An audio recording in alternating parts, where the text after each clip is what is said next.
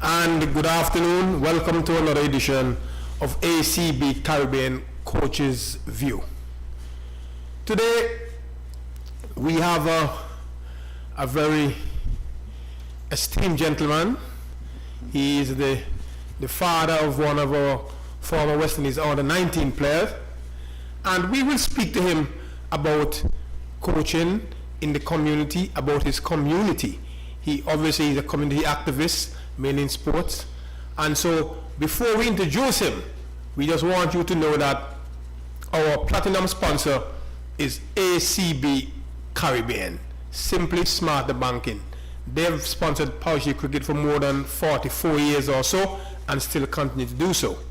Then we have other sponsors, Pell Electrical, that's definitely PEL. They're bordering on the main road between Herbert's and Potter's main road. And you also have Brands for Less and Seco Pharmacy. They are the ones that keep us going. We want you to continue to support them. So this afternoon we want to introduce to you Pat Iper Spencer, the father of Javier Spencer, former Leeward Islands on the 19s, West Indies on the 19s fast bowler. Iper, good afternoon. Good afternoon, sir. Good afternoon. Welcome to listeners. Welcome to Coach's View, and we want to have a conversation with you. Obviously, we knew that you have done your coaching certificate. I think you have done level 1. No, I haven't done that. Foundation. I haven't done any coaching. Right. Okay. Well, we know you're going to do it soon, but we know that you have done a lot of work in the John Hughes community. In sports, especially cricket, you are the one responsible for getting that field over there in John Hughes. That love the field we pass after we go past Sweets going to John Hughes there. And also you have been the man behind John Hughes cricket for so many years. So what's happening in John Hughes in cricket, Iper? Well, presently we are not taking part in any competition. Over the years we have played Parish League cricket, but because we are a small community and the ages of the gentlemen, they creep up in age, and we haven't have the amount of youngsters in the village itself. Not that we don't want to play, but we are seeking young players. It doesn't matter where they're from. While they come in, that even notice that the pitch is already on the preparation for this season, just waiting for the numbers to come and we can move on from there. Can you remember the John Hughes school, the John Hughes Primary School? What is it now called? Charlesworth T. Samuel. Can you remember playing cricket in the ministry program? No. So the guys that played for John Hughes, where did they play their cricket? How did they get involved? Well, when I get abreast of cricket in John Hughes, it was already the sport to play, because as the community country know that we never used to be in football. It was cricket. Them older guys, the Crazy, the Watley, those guys were playing cricket before me, and they used to play on that little place. I'm not saying field, a little place by the school, and you will hear people joke and say that when they hit a ball down the hill, people run out of the bushes and catch them, and they say they're out. So this where we know that we used to play cricket, and this where we breed the Devil, the Magol, and the Tamo, the Wenford, Rose, and so forth. The school, like you mentioned, have not, because I can't remember John Hughes participate in school cricket either. But you have produced some distinguished cricketers, some very, very well known, very well admired cricketers throughout the years.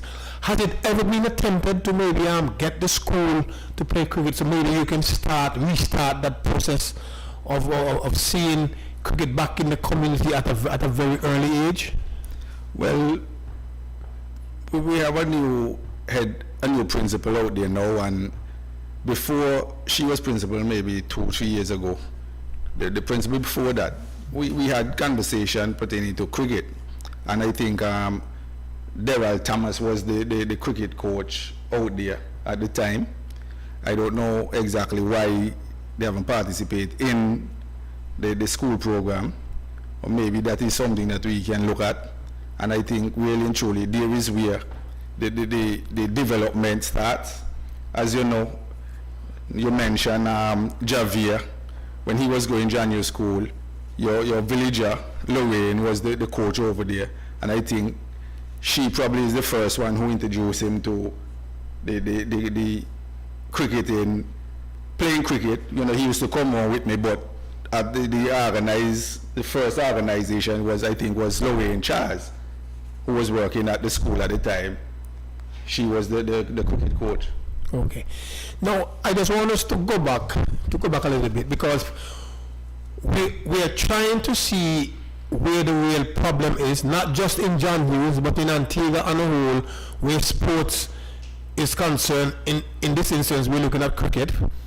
That I can remember when I was small, I used to see John Hughes, a very formidable team. They normally come to Liberta, give the Liberta team a run for their money. Some very exciting players, the Rose, these guys were always there, and it go all the way down yourself, Devil, Goalie, and all those guys, and then the latest one was Iper, your son, Javier Spencer. They didn't have a field. They had a little hillside that they used to practice on in the schoolyard. The school didn't participate in the ministry's tournament. Now they have one of the best fields in Antigua. Yeah, they have someone like a Javier Spencer, who youngsters can look up to, who was traveling, who was gone all over the world and so many other places because of cricket. And you have experience in the community who can help. You also have Elroy Francis Jr., who is a product, because his father is very much from John Hughes. But we're seeing less and less, to the extent where now John Hughes is struggling maybe to get 14 or 15 people to participate in the Caribbean, in the Antigua Parish League program. From your view, when you look back on those days, coming forward to see now you have your own field, you have a nice little stand there, people can go and sit down and so on. What do you think, based on what you've seen, where did you see it went downhill? Well, I'm sitting here and I'm saying that I'm not going to shrug the blame on nobody. I'm going to take part of the responsibility, because I think the responsible lies on the community and the players, and I think it's because of the structure that we never used to have a proper club structure to keep the youngsters. As you mentioned, Elroy Francis Jr. Elroy Francis Jr. and Javier Spencer, they roll together, they play together, they live basically together at their primary and secondary school age. So they used to compete together. You have Rodney Williams, who is now playing for All Saints. You have Jamie Phillip, and I can remember when they used to play and we used to have competition down at the field. They would come down when they're youngsters and they would compete even though they couldn't be on the team, because they see cricket playing, they know cricket playing. And I think that we dropped the ball because of lack of the development in the structure itself, not cricket, but the structure of club. And I think because we didn't have that, people go out. It is easy for someone to just get up and go to Liberta Blackhawks because they know that something is happening there. They don't want to come and fix a pitch. They don't want to come and sit down and wonder if cricket will be playing. So because we dropped the ball and we never really have that structure, I think there is where people move on. But now that we have get ourselves together somewhat and we have a well-organized club, it seems as though we are not functioning, but we are a registered club. We have our constitution, we are, you know what I mean, we have all that in place now, and we are trying to rebuild, getting youngsters to come, not only in cricket, but in football, netball, the ladies, them out there now practicing. And I think when the whole community participate, then we can move on and get youngsters to come. The other thing that I was looking at, and I know that you put your hand up and you say yes, maybe you will take some of the blame, and I think we want other communities out there to know, and other people out there to know as well. Liberta struggles at time too to find players from Liberta, and I can say the reason is because there is no primary school cricket. Now Liberta always had a primary school team. When there is no primary school cricket, it is very difficult to get youngsters in. So I don't think it is a John Hughes problem per se. I think it is a national problem, even regional. So unless we don't find a way to say, look, John Hughes, you get some little boys, we have some little boys, or some little girls, whatever the case may be, and we go, come over the hill, get a shortcut, come today by sweets, and we have some little games in the summer, and then you come through and come Barbie for next day, and then we might go sweets, or go Buckley, go Alcins, and so on. Because that is what used to happen when we were small. The thing is, if there is no primary school cricket, we have to find competition, because the guys in the university got to come over and run around the field. There have to be competition for them, and I think we need to create that in the absence of primary school cricket. And so I've spoken to a couple of people, Hyper, and I'm just extending this to you now. I know definitely that I think Border Barnes will be going to Bethesda this weekend to play against John and his boys. I have a couple of young boys there, and I'm suggesting that you do the same, even a couple of girls in the mix. And it's not coaching. Just get them together, let them play, give them the ball and the bat, let them play and so on. And you will start to see those who you can start to show how to hold the bat and how to throw and so forth. You will actually see that. But what you would start is the next set of players from John Hughes starting at that level. And then we, in the meantime, now will force the hand of the ministry to have primary school competition. I think that is one of the missing ingredients. Because when you're going to start to teach people to play at 15 and 16, it is too much catching up to do. No one coached us when we were small. Probably we would have been better. But the fact that we played, we made our own rules, we made our own wickets, we play and we learn to do certain things by just instinct. We develop hand-eye coordination. I think time has moved on, but there are some things that we can go back to that will work better now because we understand exactly what happened then. I would agree with you that time move on, but then we have this condition. Cricket is still cricket. Cricket is not going to change. You might have a little tweak with a rule here and there, but cricket is basic, is the same from the time that I've been playing and I've been watching cricket. And as I say, it's organization. You can recall one time that we came over Liberta with an under 13 team, and it was so nice of Cruyff, you know Cruyff, at the time, he and Elroy Francis Sr. and Darrell, they were buddy, and he was playing with us, and he had time, and he used to come out like from 3 o'clock in the afternoon before the mature guys them get to the field, and he will deal with the youngsters. And I can remember I used to pick children up from St. John's, Freeman Village, up by the stadium, and get them out there for 3, and he will coach them, and then we have a good set of youngsters coming through at the time. We have, after, just before those guys, you have Simon Roberts, he played for Liberta and under 19 too. All them guys, they were playing good cricket, but then as I said, this structure, we dropped the ball, and there is where things start to go downhill. And I think too, the Parish League, which is usually the breeding ground of youths, because you know when they play ACA most times, everybody's looking to play for Antigua, they think that they are arrived, and the development, I think, is in Parish League.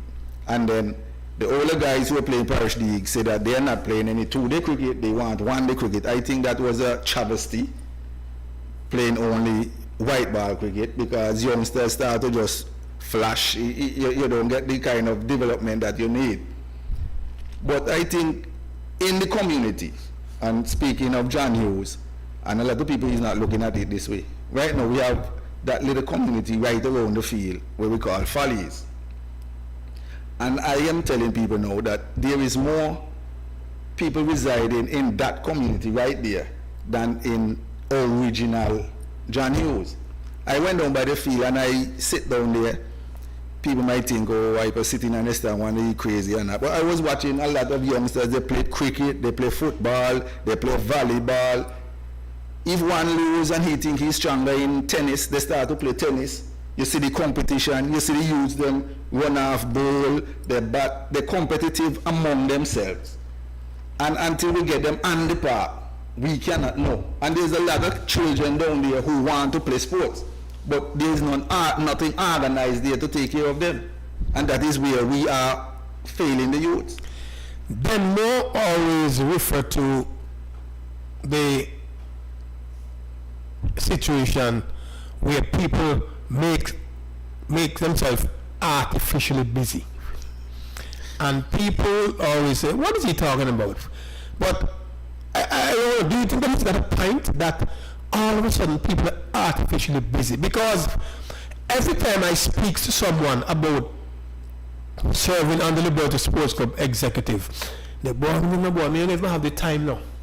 But you've been on executives, and you know it is not time consuming, because you might meet once a week, or maybe once every 2 weeks, and that's maybe 2 hours. It's an hour a week they're asking you for. The other time they may say to you, Ipa, I want you to organize, some ice for practice this afternoon. And that is something you can do on your WhatsApp. That is something you can ask your son to pick up for you. So that's not going to take any time from you. It is just managing that. And so I want to ask, do you think Denmo is under something? Well, I'm so happy that Denmo put it artificially busy, because I don't know how I would explain it, but I used to say I cannot understand where the business come from. Cricketer in John Hughes, everybody know, and I'm going to call his name here and put him in this situation. Gerald Chapman. You said we're having a meeting for 7. Gerald Chapman will reach at the meeting 2 minutes to 7, and 5 minutes after 7, and the meeting is not in progress, he have somewhere to go. And I will like, but you leave to spend an hour with us. But he busy. He have somewhere else to go. So artificially busy is a real thing. Because what I'm saying is, if he was spending the hour and it was 8:02 and he ready to go, I would understand. Because you could understand that, hey, I have set my time from 7 to 8. Yes. So all of a sudden, in that circumstance, he's too busy, so people think he have a lot of things to do. But then when I look at it, he just wants to get away. So it is really and truly artificially busy. So I agree with them more. Yeah, and so I think that is where we need. And I said to someone the other day, look, I do this program every Wednesday from 2 to 4, and the guy said to me, so where do you find time? I said, what do you mean, where do I find time? I say, where would I be from 3 to 4 on a Wednesday? I'll be over at the club, maybe doing some work, maybe doing some landscaping, maybe preparing, maybe setting up the nets, or just relaxing. And so on a Wednesday, I now do those things earlier or later. I take an hour and a half, because it takes me half an hour to get here. I spend an hour here, it takes me half an hour to get home, so that's 2 hours. So I do, like this morning I came from the beach, we took the covers off, Karima and we prepared the pitch, we mark it out. I did some work up in the nets, get rid of some weeds, and so heap them up. I didn't have enough time to bow them away, because it was getting close to that time, and I said, look, let me go and get myself ready so I don't get down to town late. I think the whole thing is maybe planning. We just cannot plan and manage our time. That is true. And so because we don't know how to do that, we say that we are busy. And waste a lot of time being busy. Exactly. And the next thing is, what I don't understand, you gone over and you did your work in the net, weeds and so forth.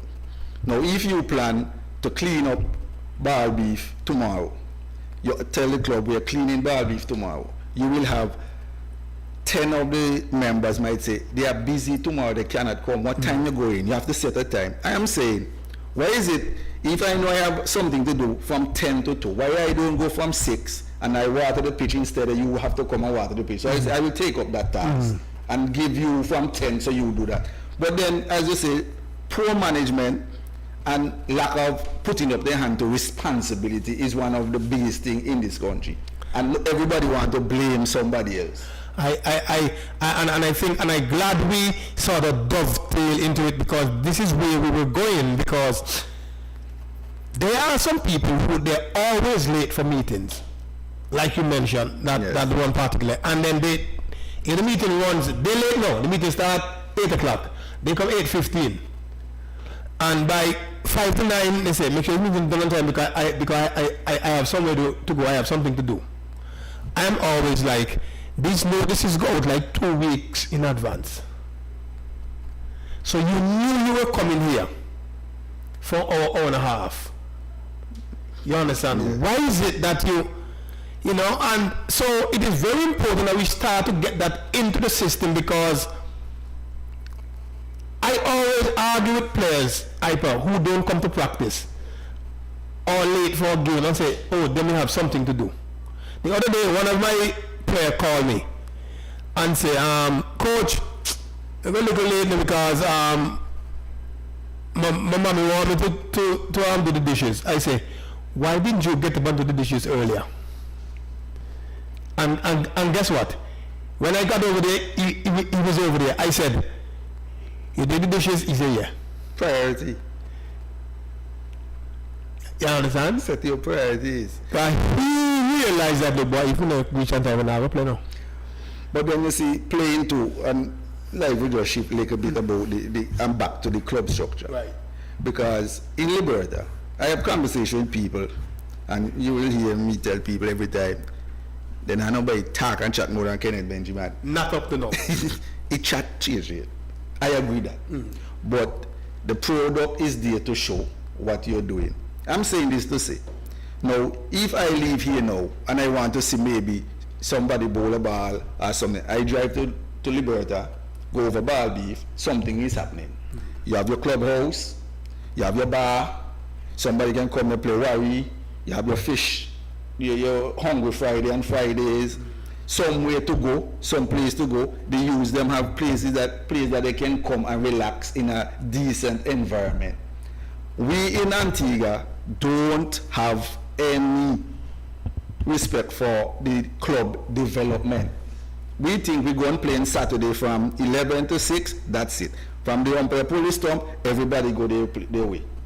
Now if you have a clubhouse, maybe a little office that you register your players, you keep data, you keep stats, you keep these things. And if I drive from here now, I can drive home to Erlins, and they have this lovely thing going on there.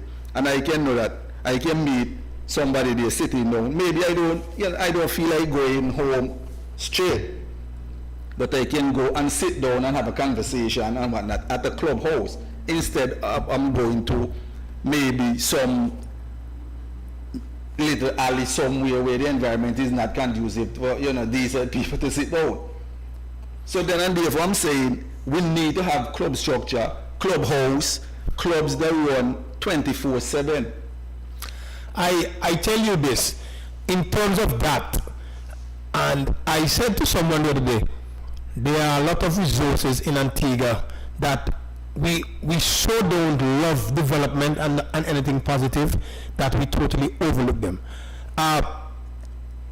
2 days ago, a guy came to Liberta, an older gentleman.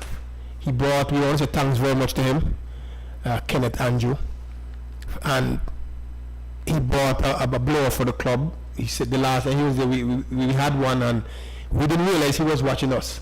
And it wanted service. It was still fairly newish, but it just wanted services. So it was low powered, and we struggled during the game to blow the loose dust from the footholds. And he said to us, next time I come, I'm going to bring you all a blower. And I said, people are always... And I got a call the other day and said, hey, this guy wants a number in England. I didn't remember him. When I gave the guy the number, somebody called. He said, me, Kenneth, Andrew, I have the blow for you guys, but I'm coming up in on Wednesday. When are you today? But what do I do? And I said, just tell the customer it's for the Bertha Sports Club. And if they don't want you to bring it, to leave it, we'll go and we'll collect it. And he brought it right over. He said, nice still, very, very, very good. And a gentleman was there and saw what was happening, and he started talking to me. And so, and I told him about the complex. We went over by the complex, and he saw the 40-foot container. The 40-foot container we have in the sports complex, it is divided into two. It got 2 bathrooms in the middle, and it got 2 rooms on the end, 8 by 12. But they're not bad because they have seating. One of them is fully paneled. It was AC until someone decided that they wanted the copper. And when I look on that, I say, we can have 2 or 3 20-foot container at a club. We have 1 for the home team, 1 for the away team, and 1 the bathrooms, and put a nice little shed in front of them. And I can tell you, I could see something wonderful. People playing domino on them at evenings and so forth. And just like you said, the youngsters have somewhere to go. If it rains, they're not going to get wet. They don't have to run away. They don't have to take home their bag every night to train with them. And so whenever they come there, they're comfortable. The last 2 evenings, them must be cursing me. I didn't go down to the sports program, Faster One Sports, because after practice, people like Regis Burton and so on, they came and the guys said, hey, we're socializing tonight after practice. And they played domino until after 10, and they were there, jail man, and everybody sponsoring rounds one night. And then last night, when I was there, Regis came and he said, we're doing a motivational thing, get the guys ready. Because we had almost the full team. We had about like 17 guys, last couple of days at practice. All the youngsters who goes to Alcina school, they left practice and they came over. And so they were playing tic-tac-toe on the field. They took out the chairs and they were having, nobody wanted to go home. And one of them said to me, you're not going to do it tonight, right? We're socializing again. And I couldn't do anything. But You see, I can see that because, again, I have to speak to Roland Shaka Francis. He was president at one time. He passed on.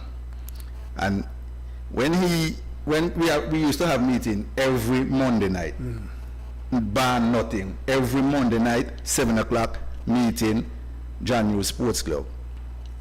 He brought over a table tennis board, and when he come in, everybody, you can play your table tennis, do what you because the first thing he want to do, you pay your dues. $5 per week, you pay your dues. So while me in your day and you pick it up, you pay your, and people, we used to go over there from after like 3:30 on Monday afternoon, and we play table tennis, we do a thing, you have your meeting, hour and a half most, and then from that, table tennis. We have his brother, bigger brother, who just passed away, Franca. He used to come over with his friends, and they leave St. John's and come out Monday after. Used to be the line. So you go and socialize. You get the kind of camaraderie, the club structure, the club development through those events. So the development is not just, you see a youngster, you can see a youngster bowling fast, technically sound, but then where he get that development from? It just doesn't happen. You just don't read it in a book and it happen. And to me, no matter how good you are, people, social skill, very important in developing youngsters. And we have parents who think that I don't want my son to go among so and so and go school this and go school that. But think about it. You have a son who is 18, 19, and he have 20 grade ones. And he cannot even go to the shop and buy a pound of sugar because he don't know how to communicate with people. He get a scholarship, gone to maybe America somewhere. How is he going to survive? Because he never socialized with nobody, he cannot speak to nobody, he cannot go, he cannot say if he's sick, he cannot say he's sick because he don't used to. He only used to you in your house. Then he might be a doctor. But he communicate? He might have all the education in the world, but can he communicate to his patients? No. He's not going to be a good doctor. So when he holding them back in house and tell them, keep away from this, they're supposed to can go and socialize with any and everybody, and character is different from your profession. Your character is your character, no matter what you do now. Your character is different from your prep. I want to ask somebody, who is that gentleman? First thing I tell you, he's Dr. John. I didn't ask you what he do. Tell me something about the gentleman. He's Dr. John. Yes, he's a doctor. But he's a full of crap doctor because he cannot speak to nobody. So we need social skill. We need people to socialize. And that is one of the biggest development, and that is one of the biggest problems we have in Antigua. We don't go out and socialize. And with that, we are going to just let you know that ACB Caribbean is the platinum sponsor for this program, ACB Caribbean Coaches View. We're speaking to Pat Hyper Spencer today. He is an activist out of John Hughes. He's the father of Javier Spencer, former West Indies and Leeward Islands under 19 fast bowler. He's in England presently. He's doing a course and playing some cricket, and he's in very good condition. We also want you to know that Seco Pharmacy is also our part sponsor. Hutchinson Limited, they're the agents for the drink Pine Hill juices. They come in all variety and sizes. Blue Mountain Water, the most refreshing water anywhere in Antigua. And not forgetting Cool and Smooth down there on Lower All Saints Road. They also are one of the companies that keep us going here, and we ask you to continue to support them. Now, the situation now is, when we look at John Hughes, we know that they have tried to get the football twin. Well, they have done it. The football twin with the cricket. CV Farm is trying to do that. We also know that Pickett's did that, and they're doing a very good job at it. Bethesda and Crystal Hill, they have done that. I think that Blizzard, I think they have done that as well. Erlins is working towards that. Obviously, we know that Liberta Sports Club may be one of the trendsetters way back in 1990s, 1991 to be exact, that brought all of the sports under the community under one umbrella. Is it time that we in Antigua, go around, have the workshops, have the meetings, have the conferences to try and see more of this in the community? Is it the way to go? And maybe that is probably one of the reasons why we are struggling, because me and you both agree that people are artificially busy. So here is it. John Hughes is a small village, and we can't find enough people to administrate cricket. But we want to find people to administrate cricket and football and basketball. So is it safe to say, if we get one set of people to maybe administrate sports in John Hughes, is it the way to go? Well, I think it's the only way to go. I think so. Personally, I think that is the only way to go.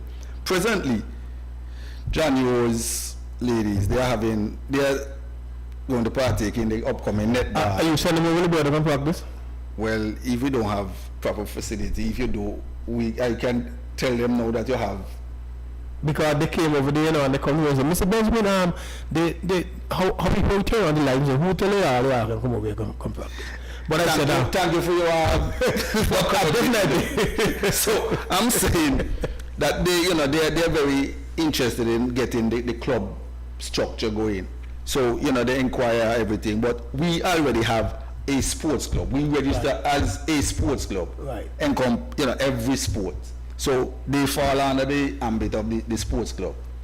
So if you play netball and you play netball for 3 months, and you is the manager of the netball team, that doesn't take, you can be the physio for the football team. Certainly. You could be the scorer for the cricket team. Certainly. So if you have 9 executive members running the whole sporting body, you can have maybe 4 or 5 others who are managers do something outside. Or you can have one of the netball girls managing the football team, Exactly. or scoring Exactly. for the cricket team. You know, You have a videographer. You have, because these are a lot of things are in sports. Let me say this to that. I think that in the Caribbean, not only in Antigua, we drop the ball because we don't understand the business of sports. Because you have a lot of things can be going on in sports. When I spoke to Brand years ago, and I think he was a visionary when it comes to this sports tourism. And it is shameful now that we are still saying sports tourism and we have not moved on in sports tourism. Because we don't understand or we believe unless a team from Europe or America is coming that it is not sports tourism. You think that is what they think? I believe, Antigua, as your good friend say one time, that we have champagne taste with Kool-Aid money. Antigua people love big money. They love big things. They love grand. The small little development things, they overlook. They don't realize that you have to take one step, then they take another and build on that. If it's not a big thing, they don't want to be a part. They're doing petty things over there. But we need those. This is my take on sports tourism for the viewers and our listeners. Sports tourism is when there's economical activities because of travel. Now, whether you travel from Liberta to John Hughes or from England to Antigua, you're traveling. For instance, up at college this weekend in the finals, I think Liberta Sports Club, they're organizing to take up their tents and their deep freeze and their grill and so forth, and they're planning to do some barbecue, some steamed fish and sell some drinks and so forth. To me, that is sports tourism. Liberta Sports Club travel from Liberta, they travel to Coolidge, you understand, with no overheads whatsoever, and they're creating wealth because Cricket Association organize a cricket finals. So that is sports. Exactly. And us traveling to a new area makes us a tourist. Like, for instance, you have conversation with people, and like, for instance, I'm going to refer back to Super 40 last year. And I guarantee you, I don't know, maybe some people might want to bash me thinking I'm saying other, but half of those Empire spectators were up at Bethesda. Never been to Bethesda before. And maybe once or twice before. And they gone up there and they had a ball, they have a whale of a time supporting the cricket. And I was up there watching and just seeing how the people just enjoying themselves at the cricket game excite me. Because it was one of the most supported. The atmosphere was superb. Like people say, back in the old recreation ground days. And there are things that happen. We never used to go free town unless we go to play cricket. So a lot of things can happen in sports in Antigua. You don't have to be, and again, we only talk millions. You want something done and they have their accountants and everybody can count money and they give you a bill to move this table from here to Seco Pharmacy, and they give you a bill that costs, they tell you the bill maybe is 500. When you break down the bill, you can show the table and carry it yourself and at the Seco Pharmacy. You don't need it now. And save $480. But then the bill is there. That doesn't mean that it doesn't cost that no, but you get it done. Right. But then if you say give you a bill, you're going to see why it can be, it can be that. But that doesn't mean you have to pay that. And sports generate a lot of funds in this country. I actually think it's because we don't understand. Sports tourism doesn't mean English people bringing down a team and playing about Viv, and spending money in the hotel. But then I'm choke. I showed this to my executive in John Hughes, and our location, right on the main road, going to the rainforest, going to the canopy, touring, going to Wallens Nature Reserve. You have buses carrying people, taxis. Now, everybody on that bus, you don't know who have weak kidney, weak liver, weak this. If we at the club, well, the government have to give us the memorandum of understanding and them things. That's the next story. And we develop that, the bathroom area, and we call that a pit stop. So the taxi men know, when they're driving a person, we don't want their clients say that they want to use the bathroom. They say, hold on, 5 minutes, we go in and we pull it, John, they charge maybe $1 every use and whatnot. You clean up the place. The ship come in, you have 300, 400 employees in the ship, maybe 1,000, 1,500. They play football, they play something, you tell them, okay, I have a venue. When you come, you have 50 of them a day off, and Thursday, we organize the field, 2 football, you come out and play, and you buy it, spend your money at the bar. They make exactly money. my point. You put on 2 little barbecue hot wings and you... We have thousands of people come and ship here in Antigua as employees on the ship. And they won't come off the ship because there's nothing for them to do, and they need activity. I remember they used to walk up to Rising Sun and play cricket. Exactly. So that's what I'm saying. There are a lot of things to get done, but the people... I think IPA, that the people at the helm, the tourism authorities and the Ministry of Sports and the bright people, I think they really don't see down that far. Honestly, I don't know if their lips are too long or their nose is too big, but they don't see down that far. And so they can't see that there are people on those ships that need something different to what they do every day on that ship. They may need to go and play some cricket. And the thing about it is that there's nothing wrong if you create avenue and say, look, John Hughes, we're going to put out something out on the brochures when advertise Antigua. Look, if you have people who want to do sporting activities, let them book early. We can get John Hughes to organize 2 or 3 little youngsters to play a little football or a little cricket, or we can get someone to walk with them. And when you go there, there's a barbecue. You can do some barbecue. I tell you what, a lot of the local food that these people come and crave for, they don't really have them on the ship. And so you wonder, how do people on them ship that costs $500 million to $1 billion and have some money? And when they come, you see they go and buy cavern and so on. When they say they sit down there, eat and they say, oh, this is lovely. And they're oh, damn. And the pass over by some little place and they say 2 little things on the grill and they buy off all. And what they don't realize is that when you are accustomed to something and you want something different, when you find it, it's a, Kenneth, we live in a unique country. And some of us, fortunately, like myself, we live in a unique village. I can tell you that I met a gentleman who was staying in Tranquil Farm. That's between John Hughes and Benders, a little place there. He said he's from Boston. He was watching a cricket game down at Follies. Know nothing whatsoever about cricket.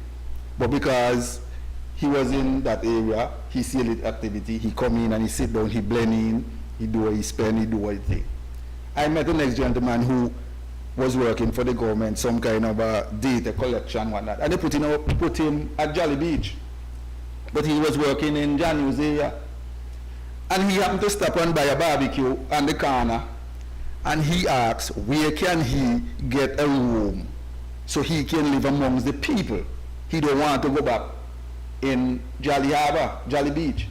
And he happened to get a room at Sackholes, and he spent his last 2 weeks up there. Every afternoon, come on, sit down, chat, laugh, everything. Because in Jolly Harbor, Jolly Beach, you get your fries and your burger, and that's what you get in Manhattan, that's what you get in London, in number 10 whatsoever. He don't want that. He want pigtail and barbecue pigtail and them things. And he wanted the thing cooked on Sunday. Wait, whatever you cooking a whole drum and exactly. And it tastes good. Exactly. So we need to know that what we have here, appreciate what we have, and develop what we have. That's it. I spoke to someone in Minreef, and I don't want to mention the person because people might go back and they say, please don't tell them. And the person, look, they have money until, boy, look, if we try light all the money so they have, put them in a heap and try light them, it can take about 5 months to burn. That's how much money they have. And I am like, but how come nobody from Mill Reef and so on come down and adapt a little community club? And they say, that's what we want to do. But the government don't want us to mix with the locals. They don't want us, they want the money to go through them. Well, you know, and so I said, oh, another local businessman told me that. William and myself went, and we wanted some money to help with the gym equipment and so on. He said, oh, we can give you some sand and some stone and so on to help, but you know, the politicians don't want us to give you all money because they think that we're bypassing them and we're going to let them look small. They want us to give them so they can behave like if they're the one that giving you all. And so. I really like for always agree, and like even me just say, yeah, me agree with you, but you know? It's sad to say, I have been out there, and that is the same response. There are companies and business in Antigua who willing, they want to adapt sporting clubs. But then, especially time like now, where the politicians then go and get. The politicians will go, they have their money now. They want to give Liberta because they're doing business in Liberta, or they have ties to Liberta. But the politician might front them and tell them, okay, give me, so I give them. So that is why I think that the sponsorship in this country is lacking. It's not because the business people don't give. They're just giving to people who they know sign paper who they can get their rewards. Yep. Because I cannot sign nothing to give them. So I think that is the problem in Antigua with sponsorship. I have seen that, I have lived that, where this company, one of our major companies that sponsor the sports club, they were going to refurbish the complex. And the minister said to them, no, why government have the money to do it? Why are you going to get $42,000 they were going to give us? So I can say this because I was in the room and I said, what are you doing? The people, I said, no. And I said, but if, well, I didn't want to look confrontational in front of the businessman.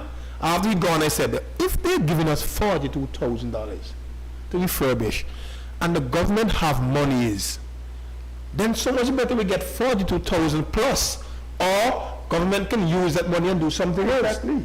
And we didn't get the 42,000. And they did do that thing. And the place is not refurbished. But and so when you look at that, is that we have to start to ask ourselves the questions: how can we get our politicians to understand that they cannot control and they should not be in the mix of everything? What they're there to do is to support. I don't know if you heard, but I was on the radio because right on this program, when last week, the parliament representative for Civil Farm went and told Tree that he's in charge of the field. Before the time we run out now, and me like just want to appeal to all the sporting bodies in this country that the politician were put there to administer our business. We work for us. To work for us. We don't work for them. We send them to do a job. So they don't come and tell us what to do. We tell them what we want. They sit down with the technical people and know what is good, that's what their job is supposed to be. Now, if we as the body get ourselves together, organize, don't look at the politicians, say politician helping, politician not helping, politician not doing nothing. We get together and organize ourselves, do things ourselves, and they see that they are doing this without me. No matter how hard it is, they are doing this without me. They have to toe the line. But if we sit back and wait for the politician to come and give you 2 pair of boots, 2 cricket ball, 2 pad, every year they're going to keep, they might have 100 cricket ball, but they're just going to give you enough to survive when you can get a lot more than that outside of them. So just mobilize without them. And I think that is where the education needs to take place. Because just the other day there was this issue that came up as well, where I think that this mother was telling one of her son, oh, your brother got on the West Indies team because the MP is the one that got him there. And I'm like, my God. And you see, when you have people who are not informed well, or when you have gullible people and everything they're told by certain politicians that they believe, this is the type of rhetoric that we get out there. And so it is very important that from an early age we grab these young people, and because we're there, and from our view, all we want to see is some honest children, boys and girls, given the opportunity to excel in sports. We know that they have to do their schoolwork, and we leave that up to the school. But I think we have a responsibility as well, sports enthusiasts, that we want to see sports continue and to thrive, and we want young people to do and to excel in sports. And so everybody have their role to play. I'm sure when you were small, you remember they say it takes a village to raise a child. Yes. And I think that in my own way, what it means is that everybody in the village have a role to play. Everybody. You're going to have somebody who will teach them to paint, somebody who will teach them how to drive, somebody teach them how to use a weed walker, somebody teach them how to roll a pitch. And so at the end of the day, the whole community would have developed around that individual who can then determine, you know what, I want to be a surveyor.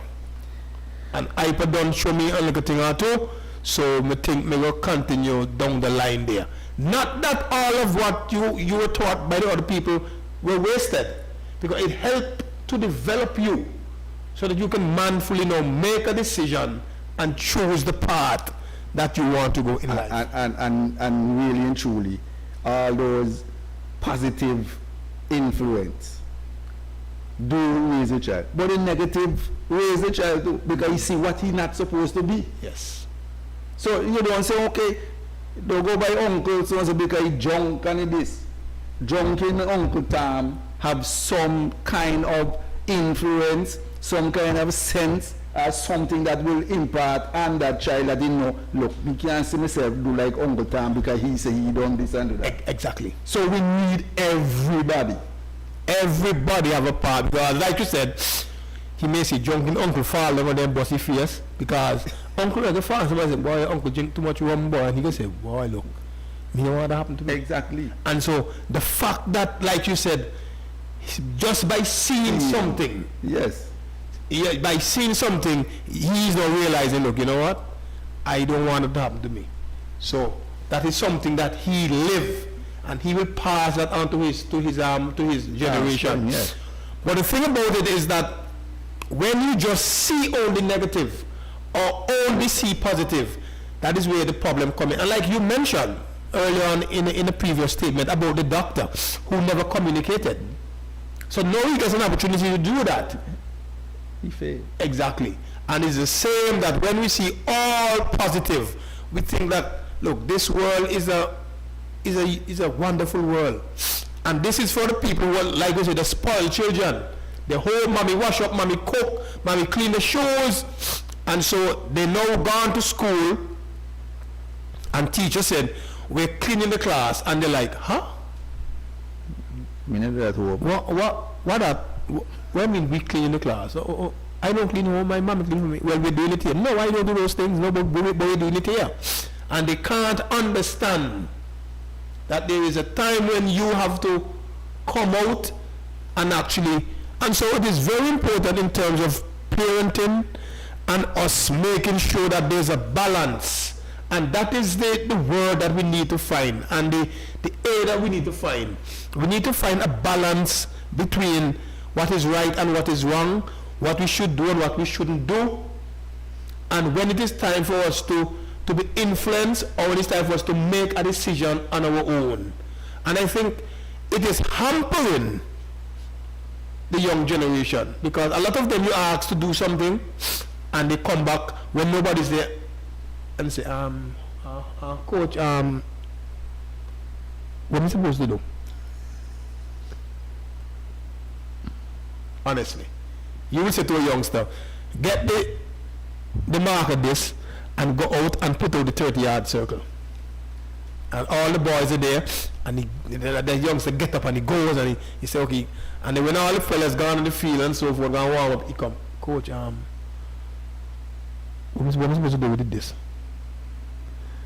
Do the market, do the 30-yard circle. Yeah, I know what I'm supposed to do. And you realize that he got the disc, he have the tape, he don't know the 30-yard circle is 30 yards. And so you start to realize that all these years you've seen us here doing this. You never know what we do? No coach. Okay, come let me do it. And so it is very important that as coaches, as parents, as teachers, whatever we do, when you have young people around you, just don't do. But we have to teach them. Let us not take for granted that everybody learn the same way. And a lot of people do that hyper.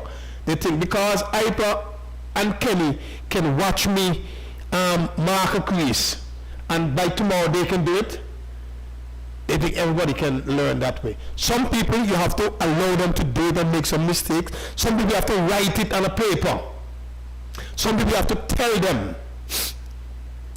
And so people learn in many different ways, and we have to make sure that we cover all those ways that people learn so that everybody in the group understands and everybody in the group know exactly what is it that you want them to do, and you want them to be inclusive. Don't leave them out because he can't listen and learn. That doesn't mean that you're going to leave him out. When you finish talking, you call him aside and you show him, because that's the way that he's going to learn. You know, we want to say thanks very much, Ifa. We're going to ask you for your closing words. If there's anything that you have to say, we're going to give you 30 seconds so you can wrap it up. We really want to say thanks very much for spending an hour with us here. Well, I will say I'm happy taking part in this conversation. I would like to say that the John Hughes Sports Club is an open club, and we are out there. Anyone who wants to come and join, you can just contact myself, contact the president, Mr. Anderson James, or the General Secretary, Jermaine Lace. Give us a call. We have email. Further, we will get them information out, and we are open to every and anybody in any sporting discipline, and we will work with you sporting-wise. All right, thank you very much. That was Pat Hyper Spencer. He was our guest this afternoon here on ACB Caribbean Coaches View. Again, we want to wish you all the best. Continue to stay safe. Still observe the COVID protocols, even though some of them have been lifted. Those are still in place. Make sure we continue to adhere to them. And we want you to have a wonderful afternoon. We'll see you